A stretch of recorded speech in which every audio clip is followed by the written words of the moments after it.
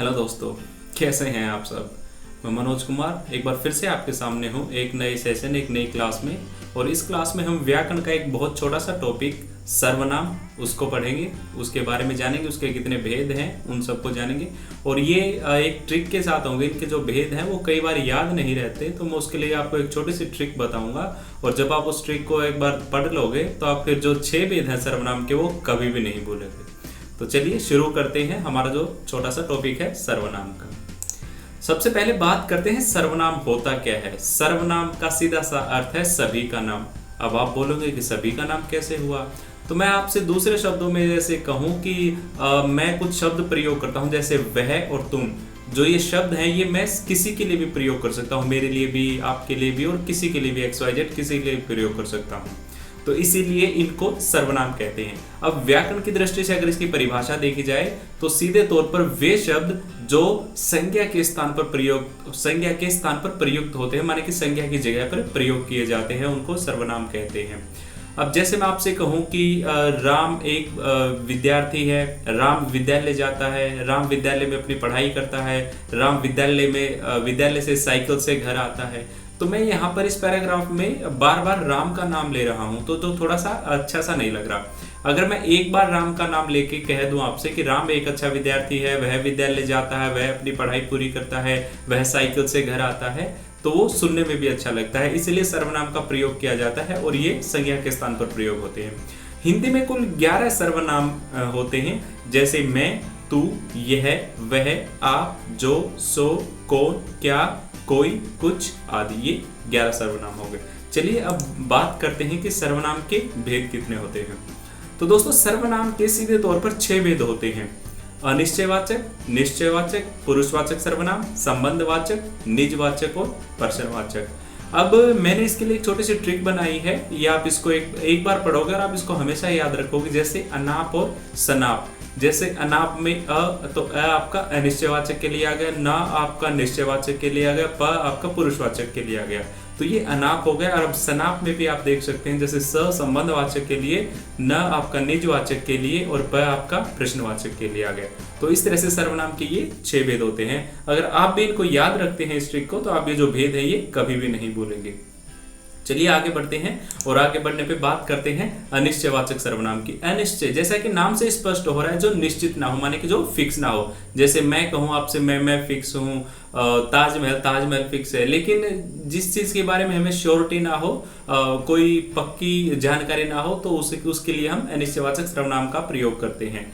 जैसे कि किसी व्यक्ति वस्तु का निश्चय पूर्वक बोध न हो, निश्चय पूर्वक बोध नहीं होता इसमें, उसको अनिश्चयवाचक सर्वनाम कहते हैं। जैसे कोई, कौन, किसने, जहां आदि। तो अब जैसे मैं आपसे उदाहरण के माध्यम से अगर आपको समझाऊं, तो मैं कहता हूं कि दरवाजे पर कोई है, तो यहाँ पर जो कोई शब्द है ये अनिश्चय को, भाई हमें नहीं पता कौन है, कोई है। अब जैसे मैंने कहा कि हम कहीं घूमने जाएंगे, कहीं, भाई हमें नहीं पता कहाँ, लेकिन जाएंगे, तो ये कोई निश्चित नहीं है, फिक्स नहीं है, इसलिए अनिश्चयवाचक सर्वनाम में आते हैं। अब आगे बढ़ते हैं और आगे बढ़ने पे बात करते हैं हम निश्चयवाचक। निश्चय होता है जो फिक्स हो। जैसे मैं आपसे कहूं कि हाँ ये चीज मेरी है, यह साइकिल मेरी है, यह पुस्तक मेरी है, तो मतलब वो फिक्स होती है, उनकी श्योरिटी होती है। अब परिभाषा देखिए कि जिन शब्दों से किसी व्यक्ति, वस्तु अथवा घटना की ओर निश्चित रूप से संकेत करे उसे निश्चयवाचक सर्वनाम कहते हैं, माने कि जो फिक्स होती हैं वो। इसे संकेतवाचक सर्वनाम भी कहते हैं, संकेतवाचक सर्वनाम भी कह देते हैं, लेकिन हम इसको निश्चयवाचक सर्वनाम के रूप में जानते हैं। इसमें जो शब्द प्रयोग किए जाते हैं वो यह, वह, ये, वे आदि, ये निश्चय का बोध कराते हैं। जैसे उदाहरण के लिए मैंने आपको बताया यह मेरी पुस्तक है, तो ये श्योर है कि जो ये पुस्तक है ये मेरी है, ये निश्चय है, तो ये निश्चयवाचक सर्वनाम में आता है। अब बात करते हैं हम, हमारा जो अगला था पुरुषवाचक सर्वनाम। पुरुषवाचक सर्वनाम जो होता है वो व्यक्ति का बोध करवाता है। इसमें किसी महिला और पुरुष दोनों के लिए प्रयोग किया जाता है। और इसका प्रयोग जो जातिवाचक संज्ञा होती है, जो हमने पिछली हमारी जो क्लास थी व्याकरण की उसमें पढ़ा था। और अगर आपने अभी वो जो व्याकरण की हमारी पिछली क्लास संज्ञा थी उसको नहीं पढ़ा है, तो डिस्क्रिप्शन बॉक्स में उसका लिंक है, आप वहां जाकर संज्ञा को भी पढ़ सकते हैं। तो जो ये पुरुषवाचक सर्वनाम है ये व्यक्तिवाचक संज्ञा के स्थान पर प्रयोग किए जाते हैं।